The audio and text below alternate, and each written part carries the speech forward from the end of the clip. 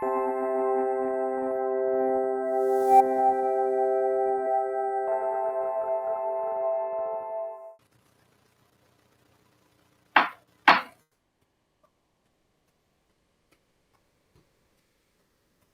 evening, everyone. Welcome to the December 12th meeting of the Yakima School Board. Only 12 shopping days left till Christmas. So be sure you take care of your loved ones. Okay, we'll start with the interpretation services. Tonight we have Jorge with us from Language Connections.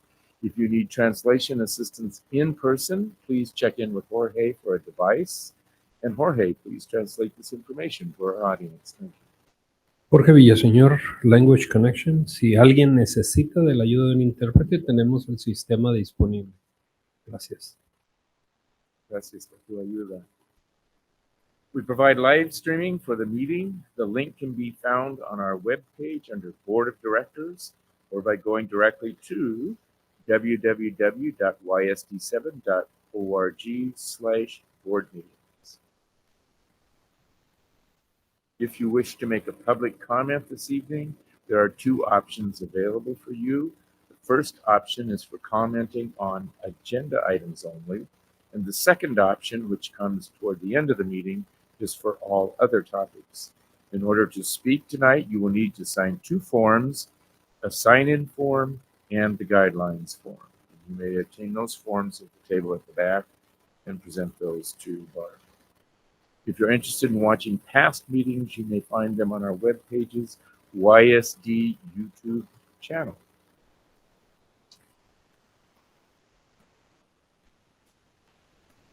With that said, would you stand and join me in the Pledge of Allegiance, please?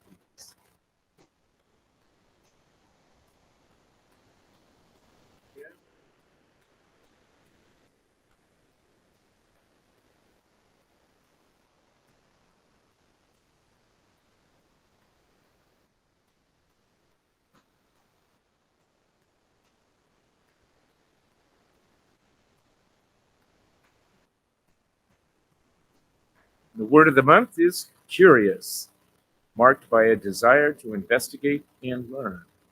O en español, curioso, marcado por el deseo de investigar y aprender.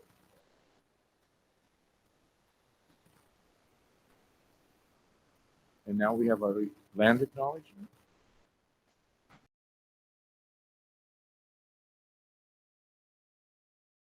Today, the schools of the Yakima School District rest on the ancestral lands of the 14 confederated tribes and bands of the Yakima Nation. Hoy las escuelas del Distrito Escolar de Yakima descansan en las tierras ancestrales de las 14 tribus y bandas confederadas de la nación Yakima. The people of the Yakima Nation inhabited more than 12 million acres. La gente de la nación Yakima habitó más de 10 billones de acres. Across Adams, Benton, Chelan, Douglas, Franklin, Grant, Kittitas, Klickitat, and Yakima counties. En los condados de Adams, Benton, Chelan, Douglas, Grant, Franklin, Kittitas, Klickitat, y Yakima. Today we honor those native peoples who are tied to the land through history, legends, and culture. Hoy honramos a estos pueblos originales que están vinculados en la tierra a través de historias, leyendas y culturas. We acknowledge our descendants who live in the world today. Reconocemos a sus descendientes que viven en el mundo de hoy. We thank the caretakers of this land who have lived here and continue to live here since time immemorial. Agradezcamos a los guardianes de la tierra, quienes han vivido aquí y continúan viviendo aquí, desde tiempos inmemoriales. An acknowledgement is a simple, powerful way to show respect. Un reconocimiento es una manera simple y poderosa de mostrar respeto. And a step toward correcting the stories and practices that erase indigenous peoples' history and culture. Y un paso hacia la corrección de las historias y prácticas que borran la historia y la cultura de los pueblos indígenas. It also honors the truth. También honra la verdad. As a school district, we will continue to build upon our relations with the Yakima Nation. Como distrito escolar, continuaremos fortaleciendo nuestras relaciones con la nación Yakima. Thank you, students. Next up, it's always a pleasure to have some special recognitions of our students. We have two sections of this next part. We have some recognition of some fall sports athletes. And if you're here tonight and your name is read, what we'd like you to do is come up and kind of make a circle around the horseshoe, and we'll shake your hand and present you with a certificate. And if you're not here, of course, you won't do that. And we also, second on that agenda, is we have some extracurricular activities. I think it focuses on our great marching bands, both of which have had some significant accomplishments this fall. So first up, Director Navarro will present some fall sports events. Yes, thank you. It's my pleasure to once again recognize our fabulous students of the Yakima School District. Really representing the district at the state level in competition. So with that, the Big Nine announces the fall NECA and IBEW award winners. The National Electric Contractors Association and the International Brotherhood of Electrical Workers are two organizations training electricians for the future. They encourage all high school students to explore with their high school counselors a career in the electrical construction industry, which provides salary levels that are above average and careers that last a lifetime. The following Yakima School District students were recognized for demonstrating superior balance in academics, athletics, and community involvement. First of all, we do have Juliana Covarrubias, soccer from Davis High School. How about an applause for Juliana? Next is Jason Chavez, football, Davis High School.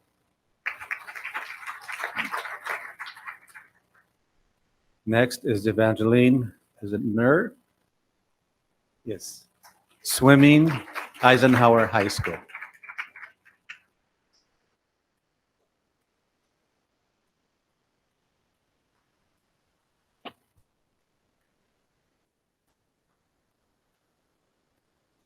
And last but not least is Judah Oldenkamp, football, Eisenhower High School.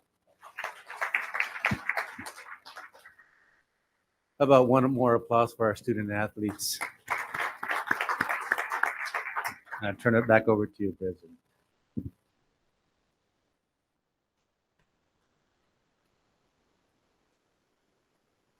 Director Villanueva will present some marching band awards. Thank you. It's my pleasure to present the Pacific Northwest Marching Band Championships. Since the show's creation by Gary Green and the University High School Band and Parent Boosters in the 1970s, the Pacific Northwest Marching Band Championships has been entertaining crowds by featuring some of the finest marching bands and color guards throughout the Northwest. The Pacific Northwest Marching Band Championship Finals, AC Davis High School Marching Band placed 5th overall in finals, and 3rd place AAAA class prelims, music band teachers Brian Beck and Sam Howard.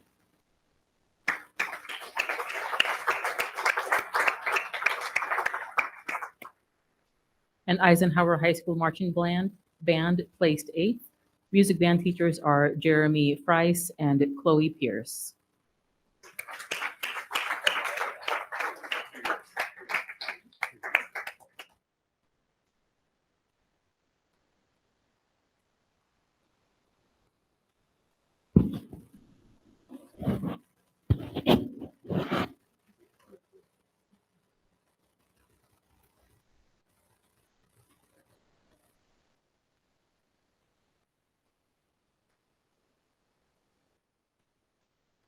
Next recognition is for the Northwest Association for Performing Arts, sponsored by Kamayak High School, 10th Annual Marching Band Show, Music in Motion. Music in Motion Finals, recognition goes to Eisenhower High School Marching Band, who placed 1st. Music band teachers are Jeremy Friess and Chloe Pierce.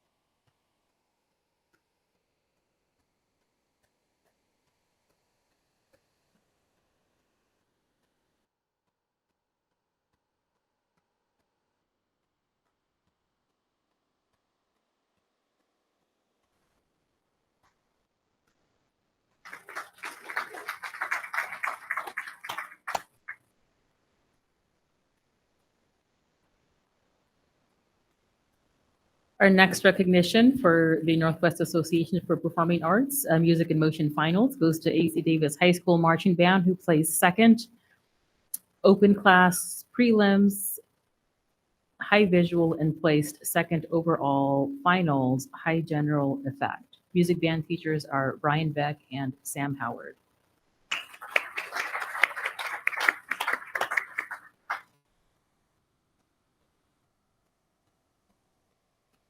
And finally, we have the 8th annual Principal Heather Hasty can come and accept accolades.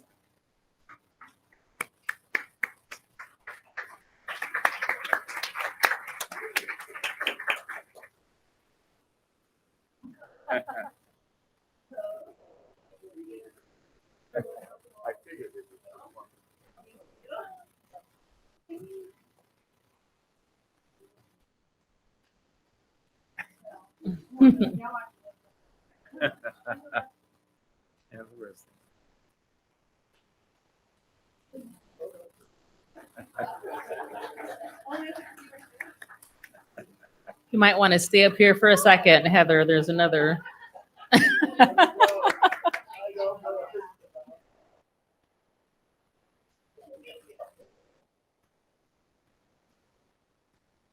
Yeah, you might want to stay up here, Heather. Next recognition for the 8th annual Washington State Marching Band Championships, hosted by Washington State University. The Washington State Marching Championships Finals, AC Davis High School Marching Band placed first overall in the finals. High music and placed second, AAA class prelims, high color guard. Music band teachers Brian Beck and Sam Howard.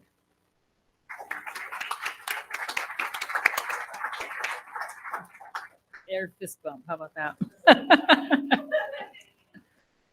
And second recognition, Washington State Marching Championships Final, Eisenhower High School Marching Band placed 5th. Music band teachers Jeremy Freese and Chloe Pierce.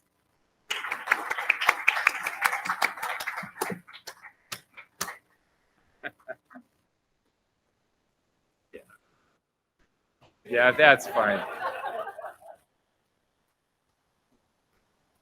I'm done.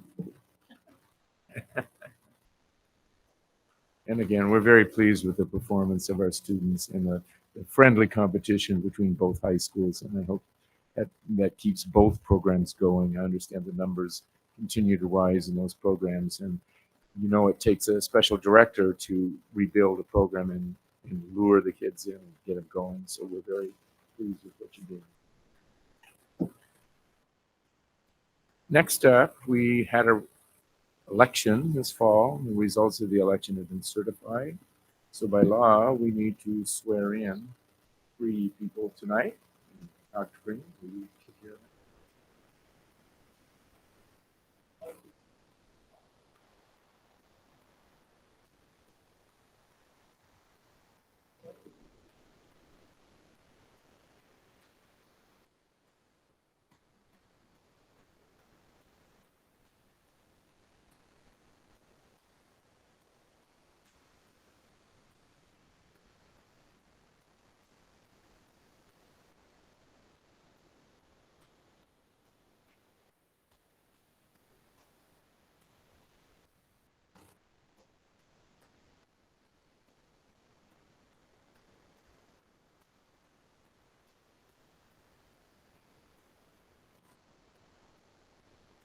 Thank you. Thank you. All right, so I will ask you to repeat after me. When I do say state your name, don't say state your name, you will state your name. So at this point, would you please raise your hand? Square. I state your name. Do hereby solemnly swear that I will support the Constitution of the United States and the Constitution of the State of Washington, and will faithfully discharge the duties of Director of Yakima School District Number 7 Yakima County, State of Washington, to the best of my ability.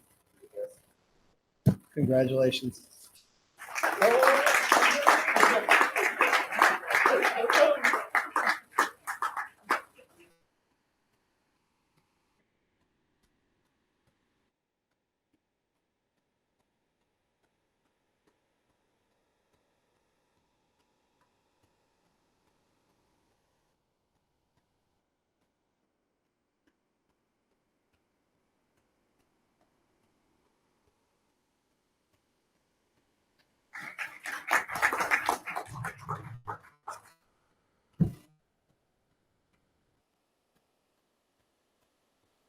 Now, to accompany our official duties tonight, we'll also need to elect officers for the next year.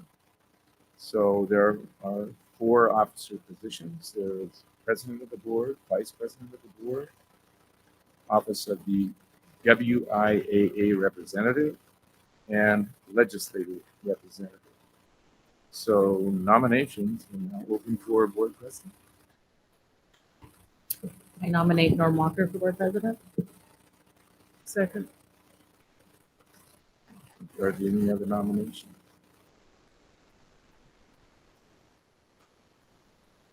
Hearing none.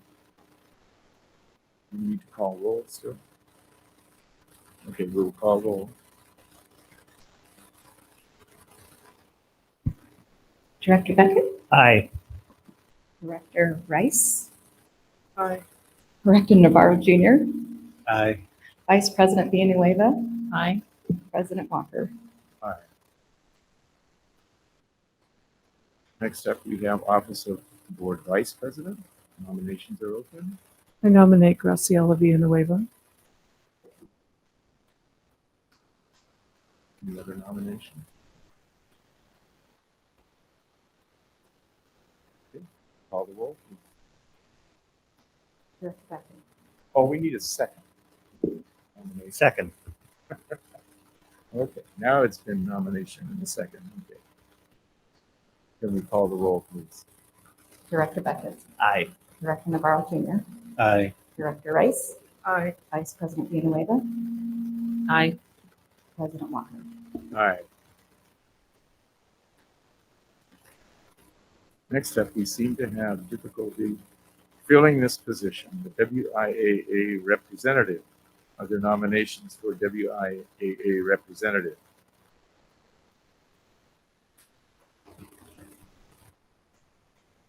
Any silence?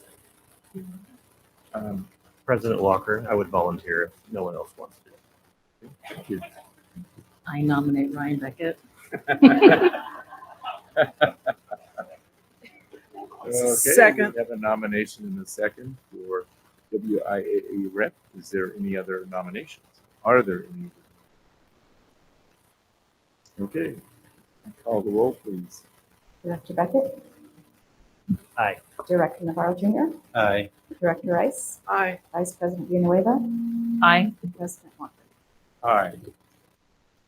Thank you, Director Beckett, for stepping forward. And last but not least, we have legislative representative. Do I hear nominations for legislative representative?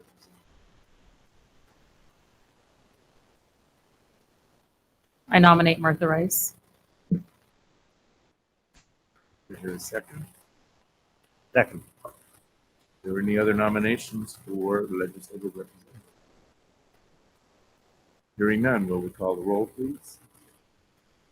Director Beckett, Aye. Director Navarro Jr., Aye. Director Rice, Aye. Vice President Villanueva. Aye. President Walker. Aye. And thank you all. Congratulations to the slate of officers. Next up, we have our first ends report from Omar Santoy, Executive Director of Student Services.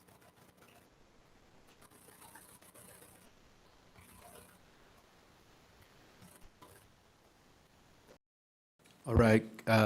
Good evening, board.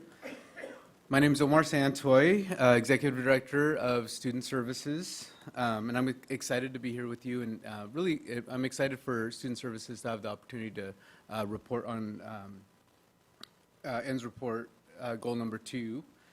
You received the full slide deck in advance for review, and I will be sharing a bit of a synopsis or what I consider a highlight reel.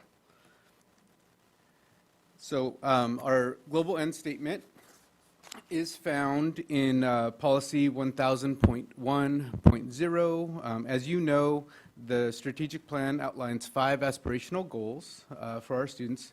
These goals are our community commitments, and we will meet these goals by 2026. Today, we will be specifically focusing on goal number 2.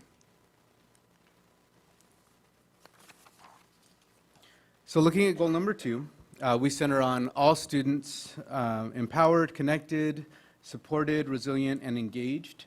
When broken down, we call out that all students will develop habits and behaviors that elevate student voice, resilience, and personal ownership in a safe, caring, and supportive environment. So if that's the goal, how do we interpret it? Well, all students means all students. There are no exceptions. Habits, behaviors of student voice, resilience, and personal ownership fall within the social, emotional, and behavioral domain. Regular attendance is an example of taking personal responsibility or personal ownership under this goal. A safe, caring, and supportive environment is defined as one in which a student feels connected to at least one caring adult and their peers. And so now that we're just kind of clear on the interpretation of what this goal is calling for, when evaluating progress toward this goal, we are going to be looking at OSPI's regular attendance rate, Skyward period attendance rate, our Center for Educational Effectiveness survey, or the CEE survey, as well as Healthy Youth Survey data. When using those measures, I'm just happy to report that the determination is we are making progress. And you can really see that this is one goal kind of broken down into 2 parts. The 2 parts are, really, do students come to school regularly, or are they attending regularly? And are they connected and supported? So let's start with attendance. Our community commitment calls for at least 19 out of every 20 students, or 95%, will attend at least 171 days out of 180 days per school year. The baseline for this, or our pre-COVID numbers, was about 10 out of every 20 students, or 50%. This past January, you were given our 2022 benchmark data, and you can see that on the slide. As you can see, at that time, 5 out of every 20 students met that 95% threshold. In 2023, the end of last year, we saw that number grow to 7 out of 20 students, which represents a 40% increase from that 2022 benchmark. Also, if you look at those who had at least 90%, so they're on their way, kind of close to meeting that 95% threshold. You can see that in 2022, we were at 9 out of every 20 students, and in 2023, that number increased by 33% at 12 out of every 20 students.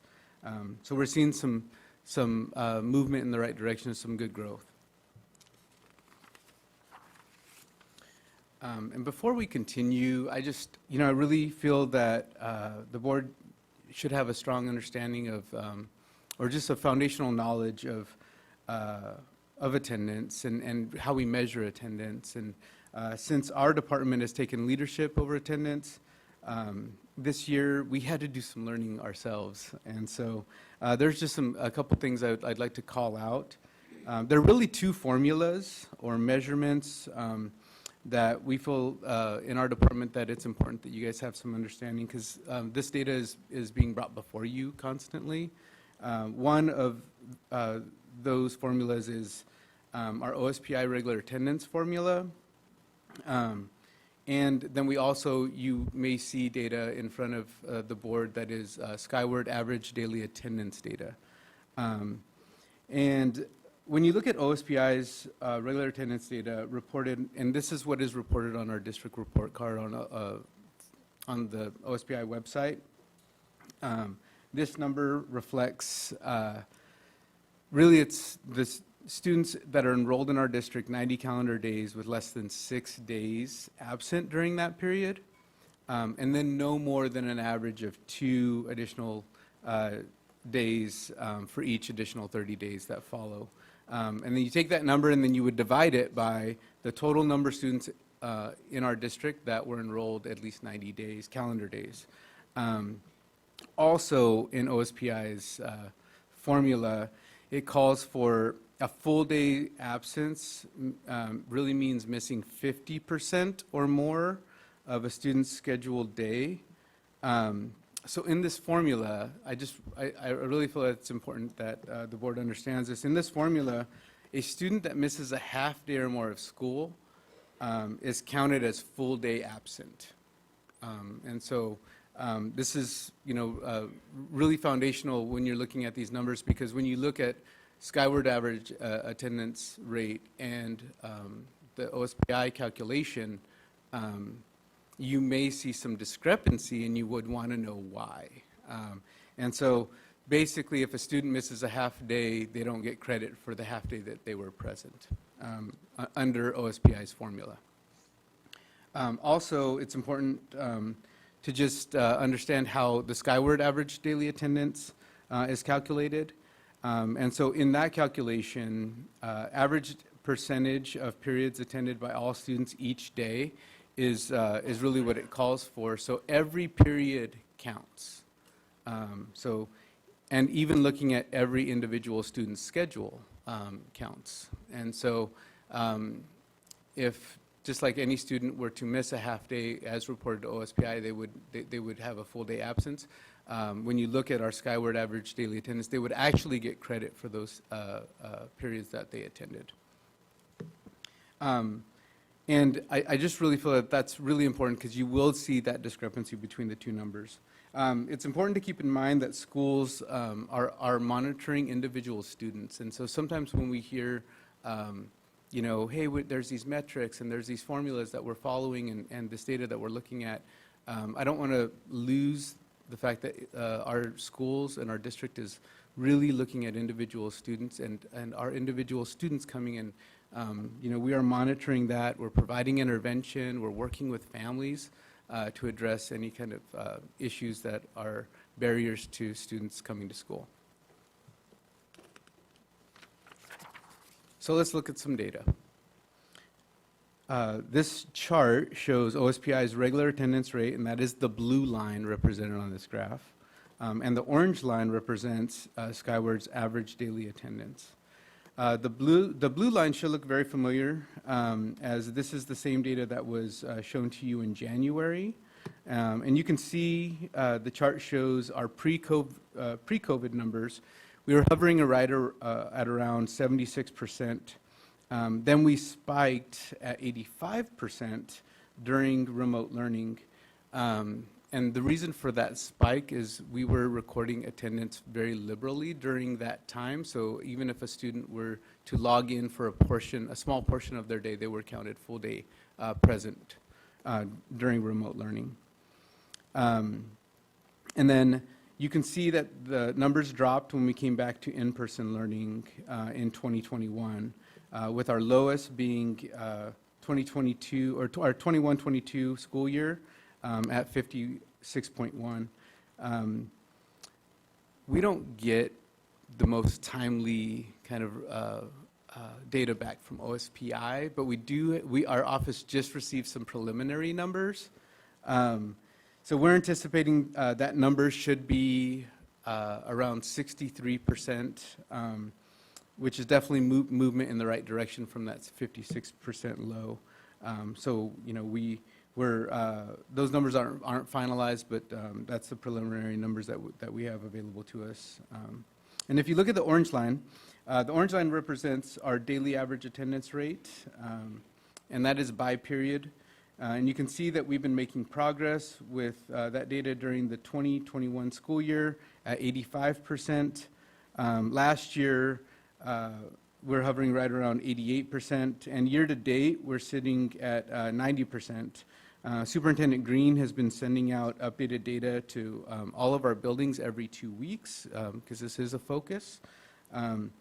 And our schools have been using that data to really drive their school-wide practices and their action plans, as well as drilling that data down and working with the individual students that are at risk of chronic absenteeism.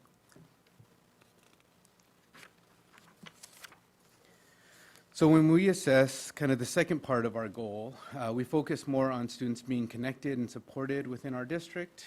Our community commitment is at least 19 out of every 20 students would agree or strongly agree to the questions, I feel safe at school, and I feel connected to other students and adults at school. Our baseline in 2019 for this goal was 16 out of every 20 students met the criteria for feeling safe. And at that time, we didn't have any baseline for students feeling connected. Those were questions that weren't being answered on the CEE or our Healthy Youth Survey. And so the CEE data that you can see on this slide should look familiar. You guys have already reviewed it in January. And we just closed the CEE survey on November 30th, and so we don't have any updated information to share with the board at this time. We will be receiving updated information in January, and so as soon as it's made available to my office, we will be sharing it with the board. Since we didn't have any CEE data, and I couldn't bring any updated CEE data to the board, I did want to provide some data that the board had not already seen. And so our office also reviewed the 2019 and 2022 Healthy Youth Survey data. The Healthy Youth Survey asks very similar questions in regard to students feeling safe and connected. And so if you look at slide number 23, you can see that when our 6th, 8th, and 10th and 12th graders were asked about feeling safe at school, and you were to look at the light blue bars there in 2018-19, we had, if you were to average those together, 78% said they felt safe at school, and that number grew when we looked at the 2021-22 data to, if you were, and that's the dark blue lines or columns on this graph.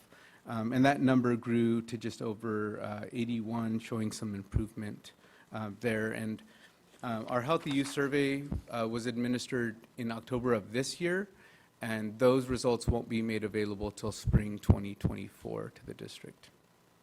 So I do want to just kind of call out that we wish we could get the survey results and some of this data quicker, but that is the time that we would anticipate having it come.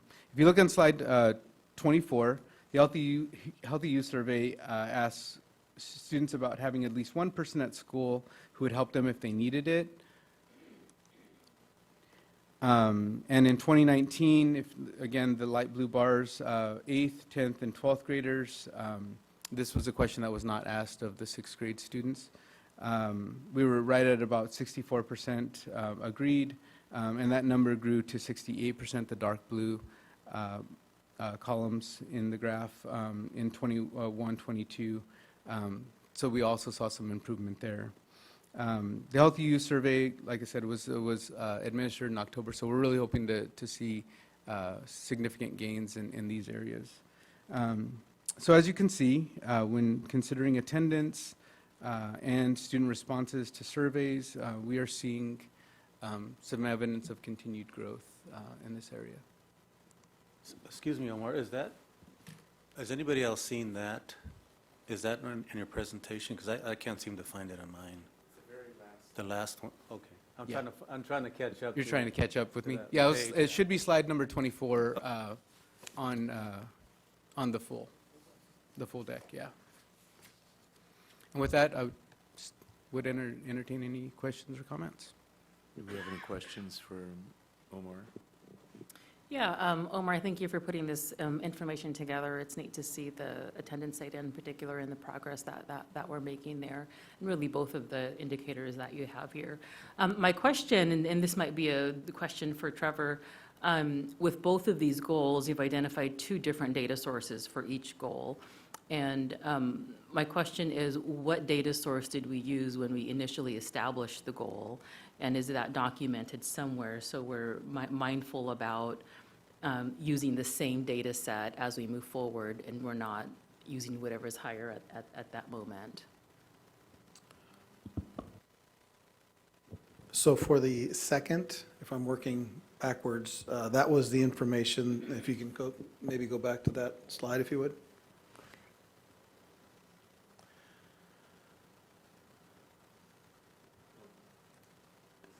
Yeah, go back to the, well, we can, stop.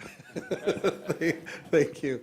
So this data has not been shown before because the CEE data that we've used previously has not been updated. As you might remember, we decoupled the ends report to be these individual reports, and this was that transition year, which means we presented on this after receiving the data, and then this is the go-around before we get back on our regular rotation. So because we don't have that updated CEE data, that won't be available until the next time we do this ends report. So we are using CEE data for this component here. And then if we go back now to goal number 1, Barb, please.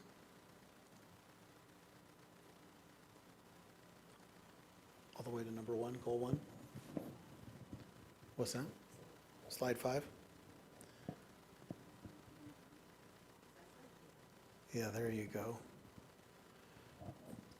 So yeah, this is the attendance, and actually what Mr. Santoy was describing is the OSPI breakdown, which is much different than what we see with our Skyward, and we've been using the Skyward, and there's really a conversation that we need to have, I believe, in the board retreat around that attendance component. So if you move forward one more slide, I believe, Barb, or to the graph again. There you go. So if you look at 21, 22, if we're going by the OSPI measurement, we're at 56.1, whereas if you go by the Skyward measurement, we're at 85. And I think this is what Mr. Santoy was trying to explain, is like there's such a discrepancy. In fact, the way that it was shared with me, and there's an example, an elementary example that you shared with me, could you kind of pass on what that would look like with the OSPI data? Yeah, so, essentially, I mean, there's been different ways of measuring, and even since if we were to even follow this blue line, OSPI has changed the way that they've measured from pre-COVID formula to a post-COVID formula as well. So that has also impacted. But I think really what your question is the board was very, or our district is very specific in calling out 180 days of school, so students that are here 180 days and then attending 171 of those days. And so there is a conversation that we need to have because that is very, that is a very narrow, scope. And so both of these numbers, when we increase attendance, we will see an increased number of the students that meet that criteria, but then we will also see an increase. It's kind of like making the water rise, and every boat that represented will also rise. And so if we see attendance move in a positive direction, we should see the OSPI numbers grow, our Skyward data grow, and then also progress toward the specific goal of the 180 days and the students that meet and that attend 171. So we've been using with the board the orange, is that the orange line, the Skyward data, is what we've shared with you, and what that allows us to do is report what's happening with every student across our system and include every student. The OSPI, the way that it's broken down, and I think you shared that can you back up to the definition? There it is right there. So it talks about you have to have a student that's enrolled for 90 days with less than 6 absences, or they don't even count against that component. So there are really some complicated ways that OSPI is measuring attendance. which doesn't account for every student, but it's the way that they operate. So I think that during our retreat, it would be good to have some clarity with the board on the same page. Are we okay with having the two different ways of measuring attendance, one being daily for every student and the other indicated by the breakdown of OSPI, which is what we see on any type of report card, just so there's some clarity to that. So we could either go with one, the other, or both, but we have not had that conversation. To answer your question, yes, we are measuring, we will present the same data to show growth to the board from when we did start. Go ahead. The 170-day measurement, is that different than Skyward? Is that a third measurement, or that is the Skyward measurement? No, that is the Skyward. Okay. And so you're saying that you'd continue to show us both data sets? Or you're saying we need to make a decision about that? I'm saying that needs to be a decision, I think, by the board in a more in-depth conversation. And we've never had this conversation before, so nobody has missed anything. We were simply, when we established the goal with the strategic plan, we started sharing the daily attendance around the Skyward. This is what we're actually seeing with our students on a daily basis. And now with the shift to student services and what's, all of this, we're kind of peeling back these layers of what is the measurement and how are they being OSPI, calculating what attendance looks like, and it's there's a wide discrepancy. So I think, we can postpone that for a larger conversation. Okay. And whatever those choices are, I just want to make sure that we're consistent and that Absolutely. we're looking at that same data point yeah. as we move forward. And so do we, Omar, did I hear you say that we don't yet have the 22-23 OSPI data? That's why that's not in here? Yeah, the last year's data is, we have the preliminary numbers that have been shared with us. They're not finalized, but we see that being very close to 63%. It's not represented because it's not finalized. Yeah, okay. Thank you so much. Yeah. Director Becker? I have three.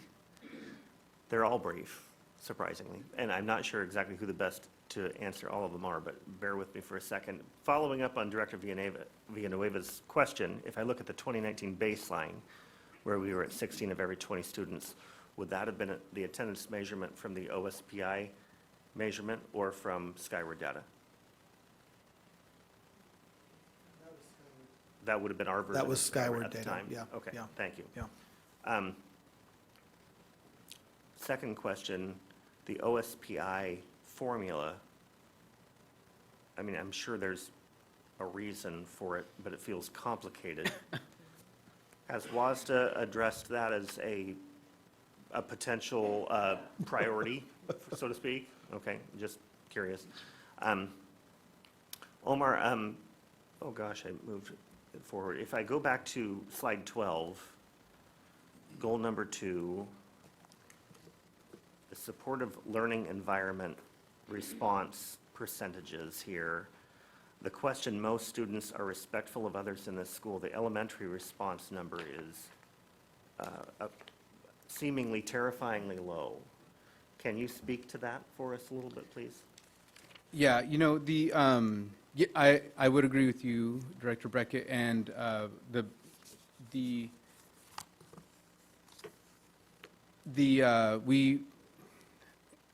this is also something that we are going to need to talk about in January. In the CE, we don't have 100% of our students that are taking that survey as well. And so the best that I can say is that we are hoping that, the systems and our focus on social emotional learning, we will see an increase in the most students are respectful of other students in school. I do know that the board had an opportunity to review this data in January, and so as I reviewed it, this is an area that is a focus, and we need to see higher numbers. It would be interesting to consider this student voice group that is very active, doing some focus groups at the elementary school level to dig into that a little bit more and give us more data. Yeah, that's certainly a possibility, and this data is, I think, maybe just to make sure that this is data that we've seen last year. So this is not, this was before the board a year ago, and we don't have the updated CEE, which is why he was sharing the Healthy Youth Survey data. But it doesn't make it any less alarming that it's a year later, and I do think that that's a wonderful suggestion. I think we could also bring in some, maybe some elementary principals to give a perspective on that as well. I can speculate, but I don't have any hard information, but I can only speculate. Is there any way we can get data or just information as to why students are reporting not feeling safe in school? I mean, I'd like to see if we can dive a little deeper into that. Yeah, I think the suggestion of focus groups with our elementary students is one that we can work towards. But the tools we use don't collect that data. The tools that we currently use with the CEE assessment is simply a survey where they indicate without any other elaboration on why they feel the way that they do. Yes, thank you. Yeah. You know, I would be very curious to see, even on those construction of those surveys, how the question is phrased and worded for those elementary kids, because when I'm out, I'm out in schools a lot. Director Beckett is able to be out in schools a lot, and I'm in the elementary schools and talking to kids, and of course we're seeing kids in structured situations, and less so than in the lunchroom or in the playground and what's going on there. But I sure don't see that. I would also recommend that we wait until we get the information from the current CEE survey to see what the number is, and then we can certainly more readily identify that cohort, because we're looking at data from 2 years ago, and those students that's at one point in time, which makes it hard to survey students that now may not even be in the elementary school. They could be in the middle school. So I think once we have that information, we can still target within the same year. This is very concerning for me, because even, as, we represent our community, and personally, I've had an increase in parents talking to me and they're voicing their concerns about their students being picked on, bullied, and so forth. So, and I mean, that's the discussion we can have in January as to some of the reasons why they believe that their students or their kids are being picked on. So, but yeah, that's something I'm very, very interested in learning more about, and see what we can do to increase that number. When the new data comes out, it would be helpful to get the count for each of these, for this data, the 2023 benchmark data and the new data, so we know how many students took the survey. Now, what is the N for CEE? How big of a sample is it, for example? I don't have the exact number, but I want to say it wasn't as large as we had, had hoped. But this year, we're hoping for an increase. Okay. Yeah. For the current survey, Dr. Rodriguez just shared with me that it's at 60% for the survey this year, of which we don't have data. So I don't know. Go ahead.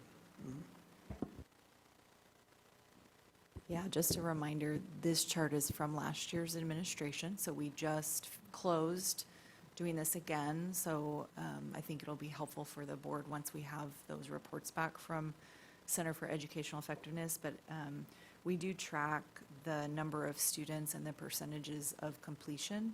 So for this year, the most recent numbers we have, it's grade 4 through 12, we have almost 7,000 students, which is 60% of our student body, but that's of the grade 4 through grade 12. As you can imagine, we wouldn't give these kinds of questions to a kindergartner. They can't read them yet. So, yeah, so that's where some of that is. And I think it's good to probably wait and see the fresh data before we pursue digging deeper into it. Do we have any data on what the average benchmark response rate is for that 4th to 12th grade group? CEE could provide what is the kind of the standard response rate, but for a survey, 60% is considered high for, from research purposes. Okay, thank you. And I believe Healthy Youth Survey only begins at sixth grade, does it not? It's not measured in elementary Correct. school. There's no measurement in elementary, and it is only in the even grades, so 6th, 8th, 10th, and 12th grade, and it's only administered every other year by the state. I think to generalize any survey results, it depends on the sample size, right? So if it's, I think, greater than 3,000, it could be, I think, as low as 30%, perhaps. And my memory doesn't serve me well right now, but. But 60%, like Dr. Rodriguez said, is a Yes. good number. That's a good Yeah, that's a sample. really good number, It's a really yes. good sample. Yes, okay. That might give us, the new data might give us some hope. Yeah, I was struck by the same data in the elementary school data myself. And I know the board had the same concerns last year, and then for it to revisit those numbers again, I think it was traumatic again, so. Yeah, yeah. So we need to take a look. Thanks so much. Are there any other questions for Omar? Just one. Is the CEE data voluntary? Students can choose to answer or not to answer, correct? Correct. Okay, thanks. Any other question? Just Director. procedurally, the CEE data and this report are annual reports. Do we need to modify our calendar so that we have accurate data next year when this report is brought to the board? It will be accurate next year. The reason we had to duplicate it this year was because of the decoupling of our ends report into 5 separate reports.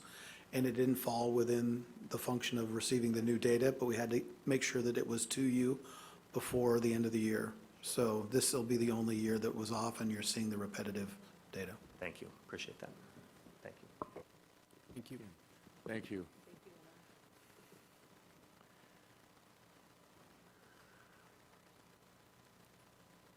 And just a quick comment on the attendance one. That is a tentative discussion for our retreat, is how we're going to measure and look at attendance and what we want to do going forward with that, so that how we're going to look at the data, how we're going to report the data, and all that is part of a discussion coming up then. Yeah. One of the other things that we could add to the board retreat is a decision on how we would like to look at the CEE data, if that's something that we want to consider revisiting. We do take that survey once a year. There are other surveys that are more often and create different opportunities. So currently we do have our Executive Director of Communications and Family Engagement, Kristen Fitter, who is looking into a variety of different survey resources and how that could potentially lead us down a different path. And later in today's agenda, we will be looking at suggested topics for the board retreat, so we can have some input then on what we want as a board to see in that retreat in January. So that's coming up later today. Okay, next up we have our ends report for goal number 1. Mr. Mendez, and we are addressing leadership and accountability.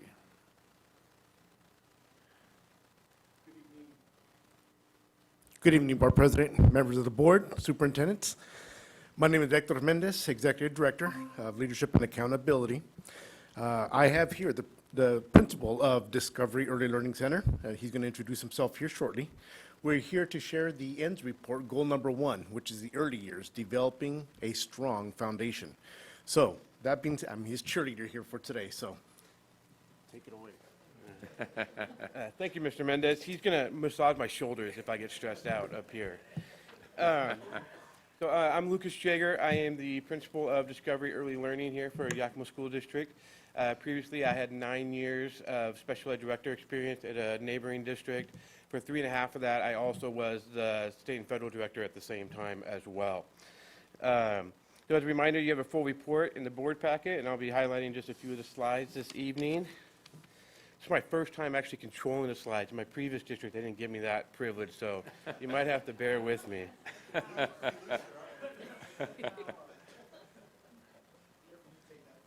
It went black. It's not going well. I'm going to let her do it. All right. Next slide, please. So I just want to start off with this slide, the early years developing a strong foundation. So all students will acquire the social emotional skills, academic curiosity, and cognitive development in pre-K through third grade literacy and numeracy necessary to prepare them for success. And I just want to highlight some pictures here. I took these pictures of our students this year. And preschool, I think, sometimes gets it doesn't look like we're learning, like we're playing, we're having fun, but it's appropriate. It's developmental, appropriate practices, and we do it through play. The picture on the left, I took intentionally on the wall. I don't know if you can see it very well, but on the wall, there's a little place card with a picture there. It says the standard that they're working on. And it also says what the expectations are that they're doing in that station. It says how many kids can be there. And they go over that with the students. So each one of our centers, while it looks like they're playing, it's very intentional for reading or writing or math or fine motor skills or social skills. They're intently working on different standards all throughout the time that they're with us. So which button do I need to push here? Oh, you got it for me. All right. All right. So our interpretation of what that goal means is similar to what Omar is saying. All students means all students, no exception. That's very important to me from my previous work, and I want to continue bringing that. I mean, we're talking all students, no matter what background, no matter what situation, no matter what ability level. We're talking about all students. And one thing I think we need to look at, if we look at this data too, is we're talking about all students in the city of Yakima as we measure them. It's not just the kids at Discovery Early Learning. It's also kids that are at private preschools, at home schools, at different things like that. As they come into our schools, we're measuring them. And so as we move forward with this goal, it's not just about the kids that are at Discovery, it's about making connections with our community partners and making sure that we're helping them prepare all of our students for success in the Yakima School District. We're looking at social emotional skills, cognitive development. We're using WildKids, and Teaching Strategies Gold Assessment as our measuring tool. This includes 6 domains: cognitive, language, literacy, math, physical, and social emotional learning. And right now our determination is we are making progress. Some of the things we've done this year and that we're working on is we have purchased creative curriculum for that all of our preschool classes are using the same curriculum. They're doing the same thing. They're getting the same training. We're rolling that out this year. We're also doing professional learning teams, PLTs. Previously, our preschools were spread out in the district, and now we have them almost all at one site. Next year, we're going to have them all there. But it's really the first couple of years where they've been working together on the standards. What do they mean? Unpacking them, making sure they all have the same understanding, same perception of what we're trying to do, how we get kids to move forward. And then also looking about how do we reach our community? How do we do more parent engagement? How do we extend our classroom outside into our parent engagement? So, for example, we're going to have a winter celebration here January 23rd. This is your invitation. I think it's 5:30 to 6:30, and we're not singing carols, and we're not doing that typical kind of winter celebration. We're having 3 make-it-take-it activities where kids can. They're going to have Play-Doh, and they're going to be manipulating it into letters and numbers and things of that nature. They're going to be making bracelets where they got to identify letters and put it on there to spell their names, and winter-themed beads. They're going to be making cocoa packets where they got to measure and they got to count and they got to understand the number means 3 different chocolate chips. So we're extending what we're doing in the classroom to the home environment, trying to help our parents understand as well things that they can be doing at home to foster their children's growth. So those are things we're doing that kind of we feel that are in the making progress. Let Barb go ahead before I make it black up there again. All right. So here is some of our data over the last few years.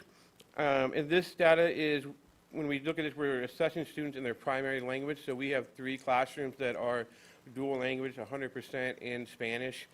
And so we are assessing those students in Spanish. As you can see, we're exceeding pre-pandemic rates in all areas except literacy. Compared to previous year, more students were prepared in every category with an average of 15% growth over the prior year's scores. And we're going to focus on this. Our goal is 95% in all 6 areas, and we're about 1/3 of the way there. We realize we have a ways to go, but we're moving. We're making progress, and we know we're going to keep that progress going. All right. So this slide, we are looking at that same information, but breaking it down by ethnicity, gender, And you can see, you'll see all through this whole packet, I'm not going to go through all the slides, but you're going to see improvement on every slide. Yakima School District, we are doing a great job with our early years. And when I say that, that's not just Discovery. That's the whole city, everybody who's participating in this, contributing. We're doing a good job. What's really exciting, you can see the growth in every category, and it's worth noting that our Latinx students are growing at the fastest rate of any group. And then our next slide, same data, but now we're breaking it down by program area.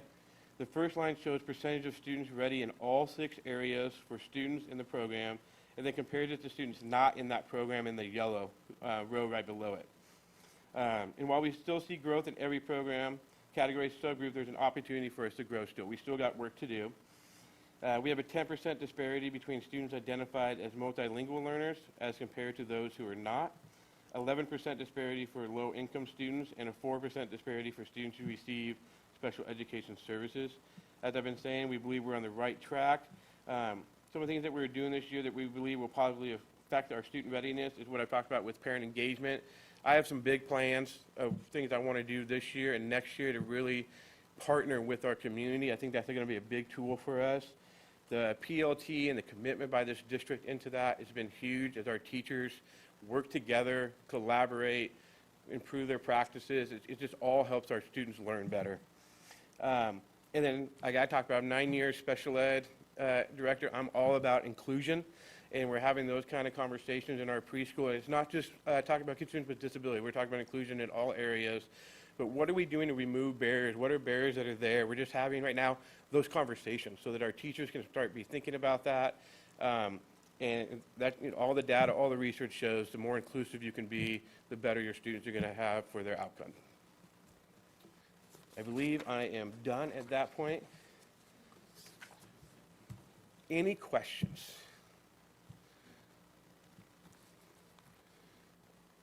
I'm that good, no questions. Do we have any questions from the board? Don't be premature about that. I got to share a side story. So my dad was on the school board in West Valley. I know your dad. We would have dinner, like every time before I had to present, he'd never ask me a question. And then I would go to present, and he'd ask me the most off-the-topic question. I'd never be prepared for it. Well, that won't happen here. They'll all be on topic. Are there any other questions or comments from the board? I just have a comment. I appreciate the inclusion of growth in your presentation. We know that our kids come in low, and to show this degree of growth for our littlest learners is pretty impressive. And I congratulate the early learning group for being able to bring those little ones along to this degree. And I can't help but think by the time they get to kindergarten or first grade, they're going to shine. They're just going to shoot off and really show us and show the community what our kids are capable of. So I appreciate that. I do have a question, and that's about how you reach out to private daycares or home child care situations and engage with them and what that degree of engagement looks like.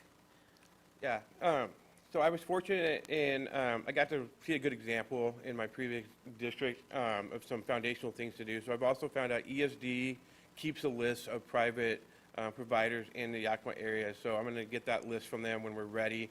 And my goal right now this year was to get 3 good family engagement events that we will do every year. And so we did a trunk or treat this fall. We're not going to do trunk or treat. We're going to do an extension of the classroom thing next year. And then we're doing this one in the winter, and then we want to have one in the spring. My goal next year is then to have 3 more.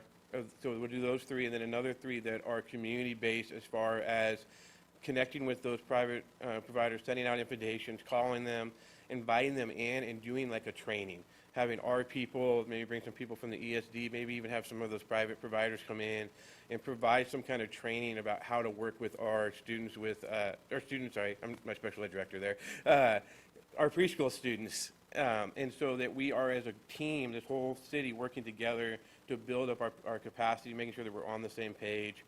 From that, start identifying who's coming and put a leadership team together that really makes it more intentional of what we're doing with those three trainings throughout the year.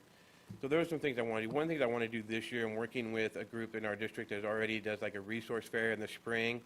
But I want to try to see if we can get some of our elementary principals there. This will be the first time they're hearing about this, but see if we can get them there, and so that our preschoolers can meet their principal, in the spring before they even get to go, and maybe inviting them there to that as well. So even our private preschool kids are getting that opportunity to meet their principal before the summer. But that's kind of the plan right now, is to reach out to them, have those three things, really have some kind of capacity building partnership with them. Does that make sense? It does. Thank you. Thank you. Any other questions or concerns? Question about the data on slide 7. Under federal race and ethnicity, I don't see Asian or Native listed. Is that because there weren't any in those early programs in the year that's being shared? I'm sorry, can you say that one more time? On slide 7, the 2022-23 race data, I don't see Asian or Native listed. Yeah, so this is what was provided from OSPI, and they didn't have it all in there. I took a screenshot of everything that they had. In fact, there's one of them, one of the areas, I'm not sure which one it was, they reported on one ethnicity one year, and then didn't on the next year, and then didn't report on one year and reported on it the next year. So I'm not really sure how they chose those or what happened there. I've not seen that before when I've looked at OSPI data. Hector stood up here, though. He might have an answer. Yeah, no, and you're absolutely right. When the data is not sufficient data, they don't record that. Okay. Yeah, it's under a certain number. It's too small, yeah, there's just Okay. not enough data. Okay. Echo Martha's comments. I appreciate seeing the growth number in here, so we can see that. And overall, just kudos to you and the team looking at slide 6. It looks like we're higher post-COVID than we were pre-COVID in all but one indicator, in all but one of those indicators. So good work to the team in getting those numbers up. Thank you. One point of clarification. I will pass along your kudos. I have not contributed to any of this data yet, so I just want to throw that out. I will share all of that, though, with those who have, our teachers and our other administrators. Thank you so much for that. I'm sure they'll be very thankful. Thank you. Any other questions, comments? Just one comment. I had the privilege of visiting your school, and I got to visit the classroom that was inclusion with kids on IEPs and mixed, and it was really remarkable to see how you couldn't tell who was who, and the way kids were engaged with each other and with their teachers. And I'm a former SPED teacher, so I know a little bit about what I'm seeing when I'm in there. So I'm impressed with what's happening in the preschool. Yeah. Okay, thank you so much. Thank you.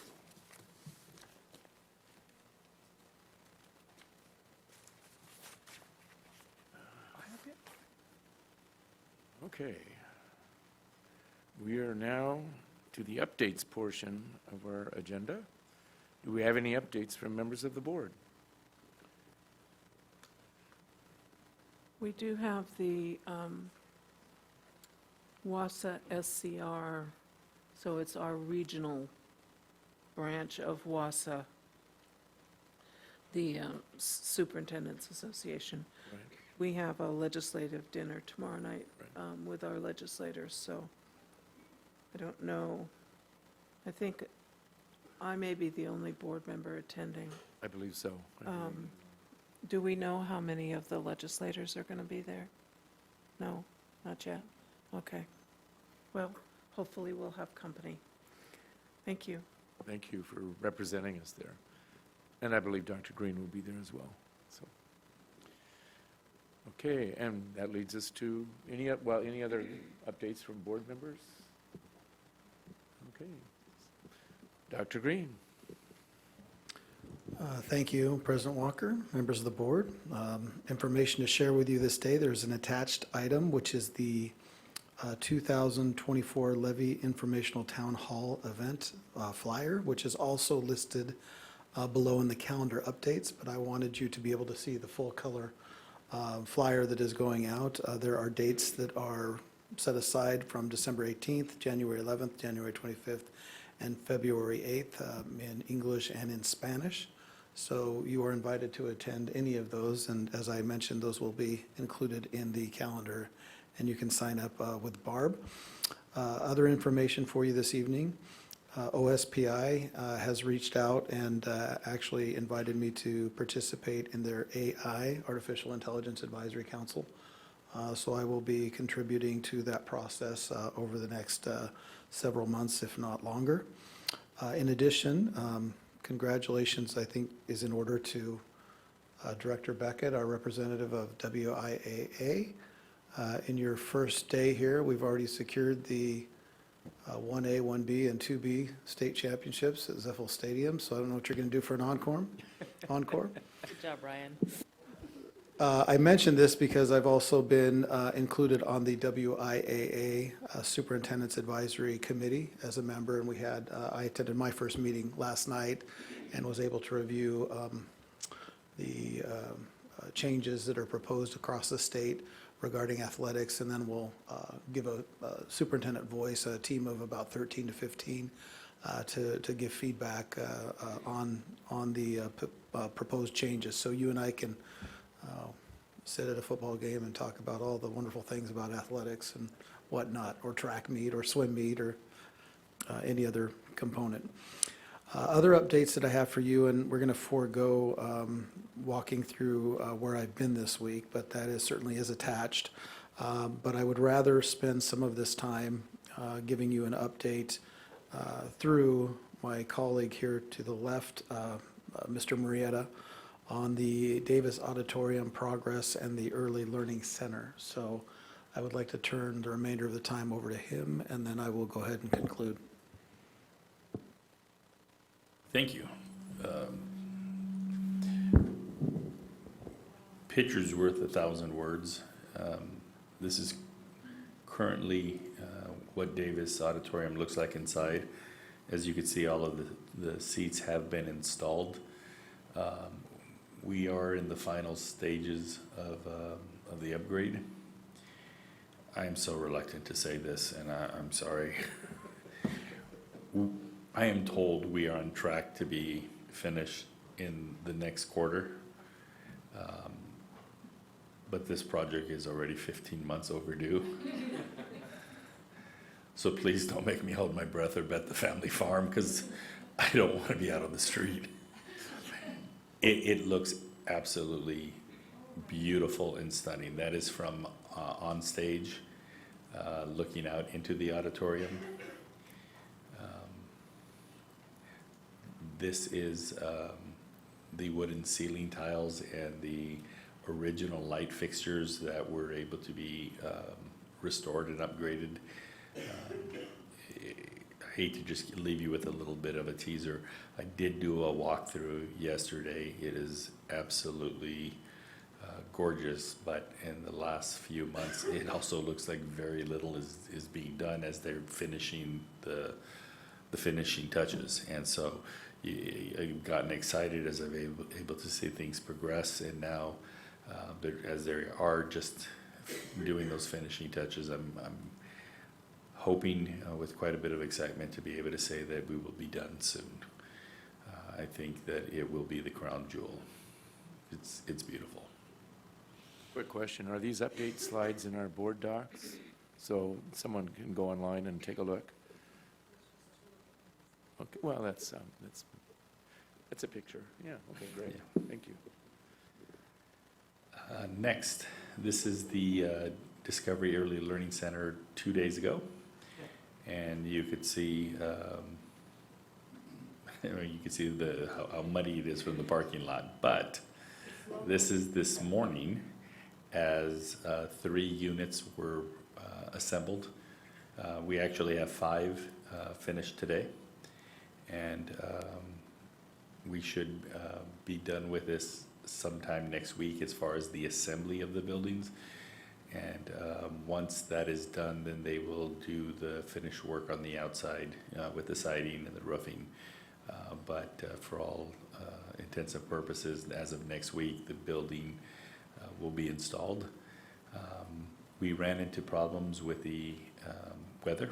We were supposed to get the asphalt done this fall, but Mother Nature turned on us and it got cold, and we need to have the temperature above 40 degrees.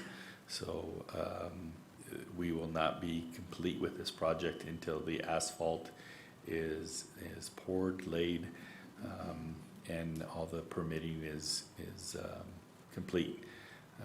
We will not be able to get an occupancy permit until everything is complete. So this building should be through late spring of 2024.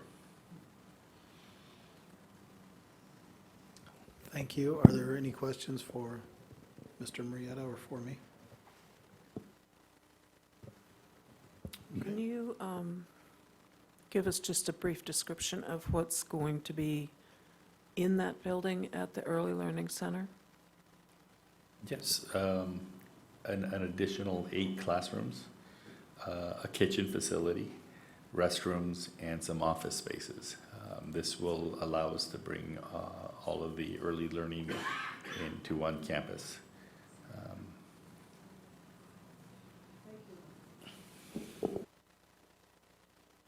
Any other questions for Mr. Murrieta? Thank you. Trevor, is that the end of your? Yes, thank you. Thank you.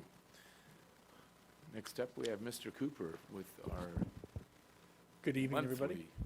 It's pretty tough to follow construction and early learning and be the finance person, so, but kudos to all my colleagues, and I had a chance to visit Discovery Learning not too long ago, and it is a pretty cool, if you want to get a mood boost, it's a pretty good place to go see, so, if you want to take some non-financial advice from your CFO, there it is. As we go through the report, just a few highlights. Enrollment continues to decline slightly, as it often does as the year progresses. And then a bright spot, though, and we'll get to this as I try to focus you on cash as we monitor our budget as it moves forward throughout the year, is cash is slightly above projection, which it hasn't been for quite some time. So I'm thankful for that, and our spending patterns are settling into place. On this slide, I want to take you, this is the scale on this is a bit tight, but it's about a 1,200 student scale, running from 15 to 16.2 on the top. And the large bars are from 1819, the tallest bars are 1920, apologies. And so that gives you a graphical representation. The black bars on the very bottom are our current year's enrollment. So the scale, of course, only runs from 15 to 16.2, but you can see again that we are at our lowest enrollment since, well, as 5 years on the slide. So graphically, it represents what actually is going on, but important for you to see it as it progresses through the school years. Projected versus actual, and then this is a flat line of projection. In the future, I think I might rework this slide a little bit to give you some different information, but for the most part, enrollment continues to move along slightly below projection, and will do so for the remainder of the year. On the revenue portion, you can see the teal bars, and then we talked about it during our more in-depth presentation about a month ago or so, that we had light revenue in September, and then we saw an uptick in October, and then, of course, as I am looking, just so you and I look at it, is that teal bar is slightly above prior years, and so our revenue is coming in as projected. We will see revenue dip in January, though, when apportionment becomes actual. So when I say that, is the state lets you run on your budgeted figures until January, so September through January, and then in January, they say, oh, Mr. Cooper, you projected this. Here's what your actual apportionment's going to be. And so we'll see our apportionment drop in January. slightly. But that is what happens every school year, and so just so you know, you'll start to see that in the data as the winter months come along. Graciela, do you have a question? Okay, sorry. Let's go to expenditures. Oh, you're already ahead of me, Barb. And you can see the monthly expenditures are tracking on a consistent and historical basis, and then slightly less in that November time frame. And then, Barb, would you go to the cash?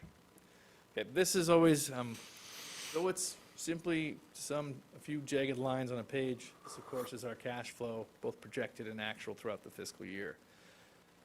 It is very important, particularly with a budget like Yakima's that can have wide swings in cash based on how we claim some of our federal money and the timing of our expenditures, that we monitor cash closely. So what you will see is cash for November is about $1.5 million to 1.8 above projection, which is where we would like to be. And then of course, we will monitor that trough, and we talked about the trough quite a bit during our presentation last month, but our cash, of course, will be monitored very closely as we dip down into that $6 million range, potentially on the low. But we'll be watching that closely.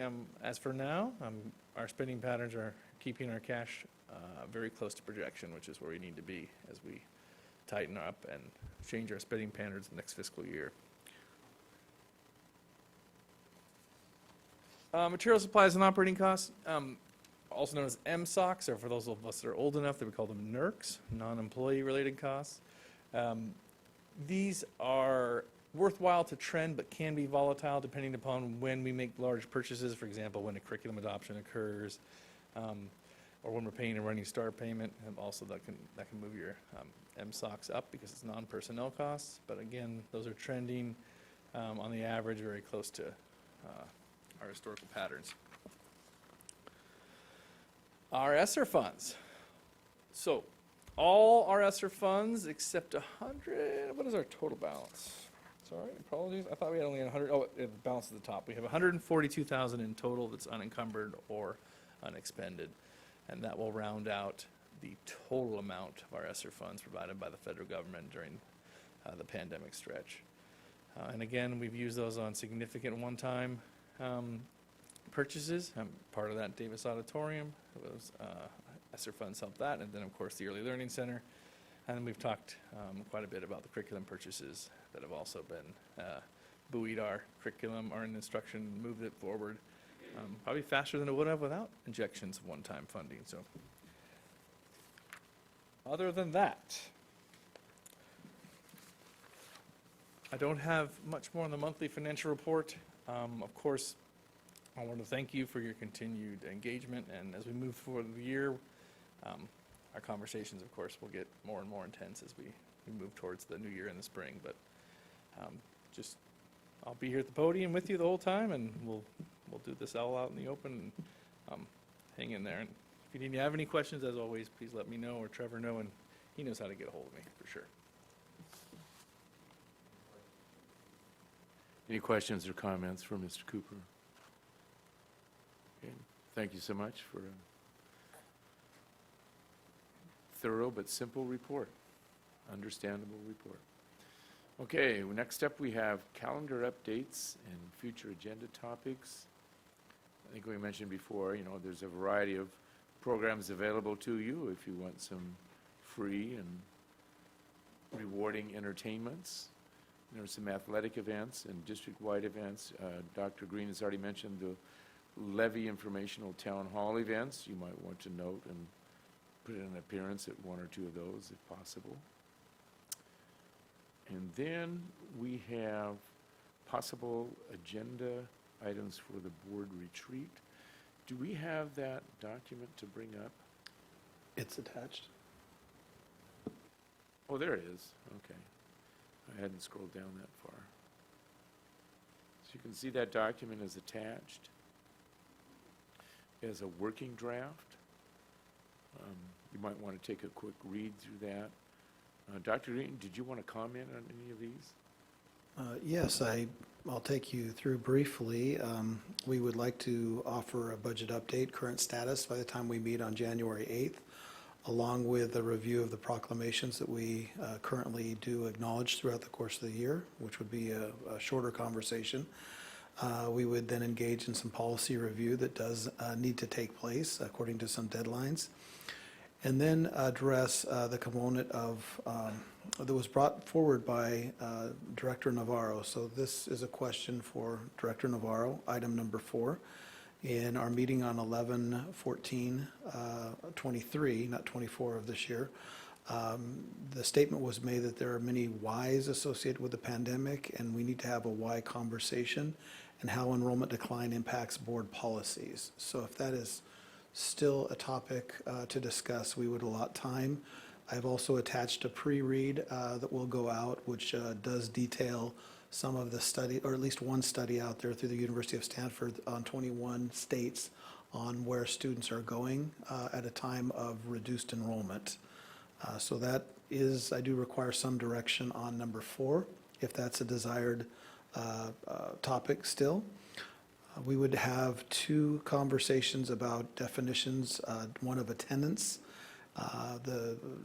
This goes back to what Omar Santoy presented today, and seeking some clarity along with the definition of parent and community engagement, just to know that we're all on the same page and establishing benchmarks that the board can follow and that we can make sure that we're meeting. And then the last item was a potential offering of Dr. Mary Alice Huschel, who would be able to come back and perhaps address some topics on board systems development, or what to even expect with a reduction in force, having gone through that, some of those experiences herself. That is certainly is, all of these are optional items, but this is the working draft that we have at the moment. Thank you. I think we'd also probably like to work in maybe a site visit. We did see 2 of the sites, so perhaps the auditorium or the early learning center would be good. That'd be kind of fun. As you look through the agenda, if you have an immediate response or something you want to add, we can add that to the discussion. Or you can, obviously, if you need some time to kind of think through and something occurs to you later than this evening, there's time to work with Dr. Green and with Barb to help develop that agenda further. So in regards to number 4, I'm okay with that either being off or on. I know that we did get some information about as to why students may not be attending anymore. So I'm okay either way. But number 6, if we can, I'd like to develop, I would request that the board develop plans for community engagement for next year to actually do it. It's been a number of years. I can't even count how many years that the board, as a board, personally has met with the community in terms of a part of the policy governance approach, right? And so some ideas that I had perhaps is parent engagement, and that's already on here. So what does that mean? What's the definition, and how do we increase that? It seems like that would be a good idea given the early learning numbers that we saw. Also, maybe to address the students feeling safe, or the low percentage of students feeling safe.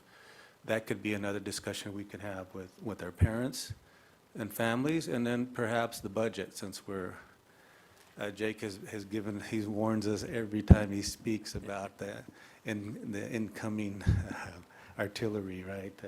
Yeah, we have that on, that's number 1 on the agenda. So but I'm thinking about community engagement maybe being a topic that we could, so those are 3 ideas I have. I would really like to see the board, engage more with the community and have that as a goal for next year. And it'd be helpful to me too, it's like, and I think that's part of the discussion, is how do we define community engagement? What would we be doing? What would the community be doing? And then how do we measure the effectiveness of that? And those are some things that should be part of that discussion, so we can design exactly what we want that to be. I mean, well, I know if you look at policy governance model, right, it's that we should, or I don't like to use the word should, but a board, the role of the board is to reflect or to represent the values of our community as we engage in policy discussion and make decisions. So to me, that's the majority. That's a big part of the definition of community engagement, is to do that. And are we reflecting their values? I think would be the measurement. And we could easily do that and do focus groups or surveys or whatever to measure whether or not we do indeed are reflecting. I'm sure we are, but we could easily get that data. Any other suggestions, comments? Okay, thank you so much. Next up, we have the first opportunity for comments from the public on agenda items. Do we have any presenters this evening?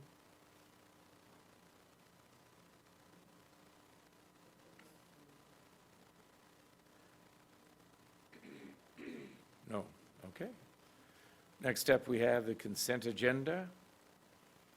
And we have approval of minutes of previous meetings. We have notification of approval of warrants for November. We have approval of personnel actions. And we have the budget status report from Mr. Cooper. So does the board see anything in the consent agenda they would like removed for further discussion or investigation? Okay, do I hear a motion? I move that the board approve the consent agenda as submitted. Second. It's been moved and seconded to approve the consent agenda. Any further questions or comments? Okay, Barb, call the roll, please. Director Beckett? Aye. Director Navarro Jr.? Aye. Director Rice? Aye. Vice President Villanueva? Aye. President Walker? Aye. Motion passes 5-0. Thank you. And the last section on our agenda this evening, some policy governance items. First one up is the role of the president.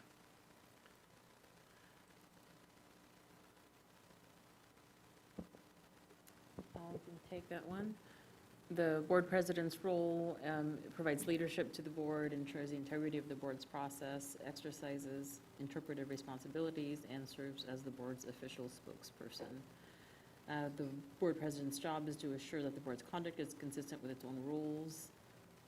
The authority of the board president consists of making decisions that are consistent with board policies.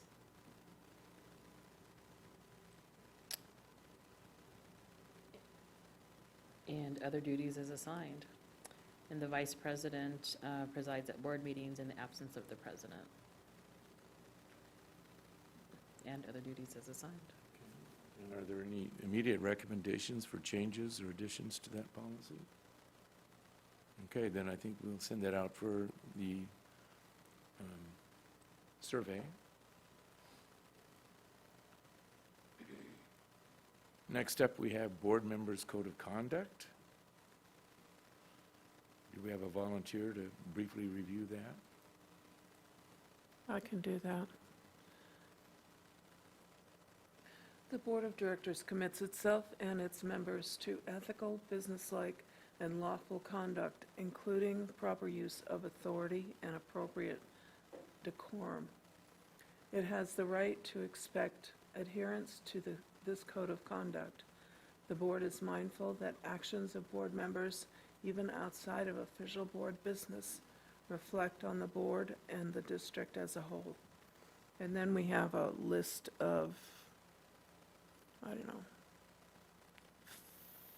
5 major topics. Each one of those has at least 3 or 4 subtopics underneath them. Board members will represent the interests of the entire community. This accountability to the whole district supersedes, and then there's a list of 4 things. Members must avoid conflicts of interest and with respect to their fiduciary responsibility. And then there's a list of 4 things. Board members may not attempt to exercise individual authority over the organization, followed by a list of 3 things. Members will respect the confidentiality appropriate to issues of a sensitive nature and other matters that may compromise the integrity or legal standing of the Board of Directors. to build trust among members and to ensure an environment conducive to effective governance. Individual members will, and then there's a list of 10 behaviors that the board members are expected to adhere to.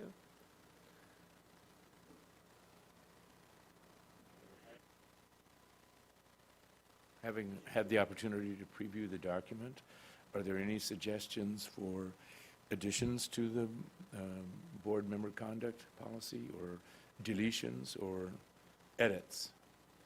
Do we have any recommendations? Okay, so we'll send out the survey on that. Barbara, what will we have, about a week? Yes, probably about a week and a half. I have a deadline of December 20th. Next up, we have board committee principles, and I'm going to I'll talk about the next two kind of together. They usually come up together. It's almost, we maintain the policy, but it's almost a moot point because we haven't, in my whole tenure on the board, we haven't had committees. And I don't, yeah, they're placeholders for the future possibility that we might need to have a committee around something. So again, are there any recommendations to those two policies? I guess just one follow-up or clarification. We don't have committees, as you've mentioned, but we have these two representative positions to WIA and to the Ledge. Are those outlined in different policies? So they don't fall under the committee policy? Right, they're not committees. Okay, no, thank they're not board committees. They're representation to other committees, yeah. Okay, so we'll just send out the Survey Monkey on those two, 1003.6 and 3.7. And then the last one is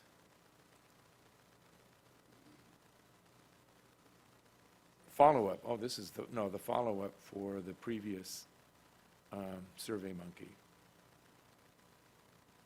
from last meeting. And all areas were in compliance.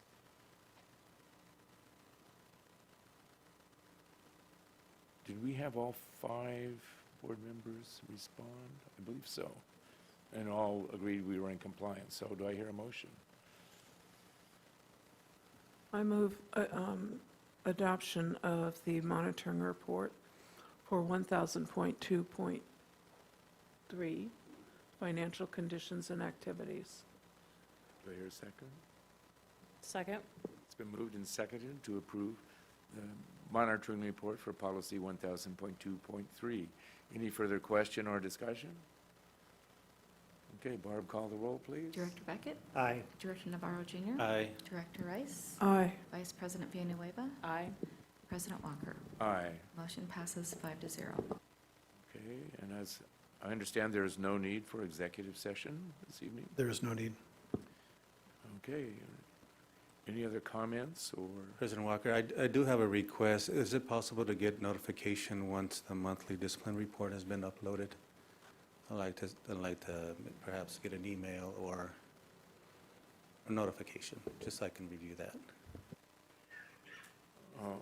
It's on here, isn't it? Isn't it always attached to the? It usually is It said attached. it'd be updated upon preparation of the report. This meeting fell early in the month, and it's usually done about the 15th. So when the report's done, I can attach it and send an email.